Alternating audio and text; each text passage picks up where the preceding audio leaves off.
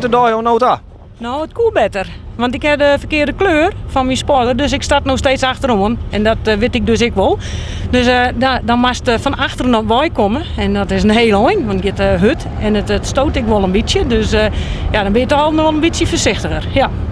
Dan zei het gaat heel hard. Wat voor snelheden hel je me op deze baan? Nou, ik weet net dat het goed lukt, maar we hebben wel snelheden van 150 kilometer. Ja. En bij 150 kilometer de uur denk je net van ik moet even het gas inhouden of ik is er gewoon vol voor? Nee, je probeert je zo snel mogelijk natuurlijk. Dus heel het remmen van de bocht en dan gaat de stok erom en dan weer gas aan.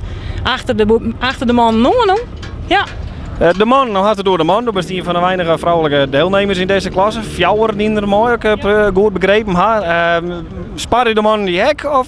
Nee, absoluut niet. Dat kist vol onder bumpers en dat ziet er echt niet in. Dat lees ik wel eens even op de kop. Dus dat doe ik zelf ik wel eens. Maar nee, wij willen net sparren en dat maak ik net, want dan maak je net te mooi van. Nee. Het is dus net een klas van mietjes om het samen even te drukken. Nee, want je bent ook wel eens wat blauw en doet ik wel eens wat zeer, maar we zitten goed in. Hè? We hebben een handsysteem en helms en een goed vast in de riem. Dus het is zo veilig als wat.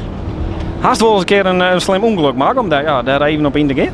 Ik net. Nee, gelukkig net. Nee. Ik heb wel een peker op een koplijn, maar en op een zijde en in een sleet stien, maar nee, ik kom er wat dat betreft elke keer goed voor wij. Ja.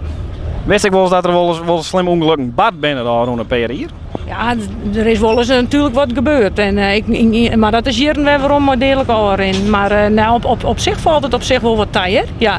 Er is wel eens iemand die wat kneust heeft of wat blauw is of zo wat hinnen. Maar met voetbal brek je wel eens wat. Hè?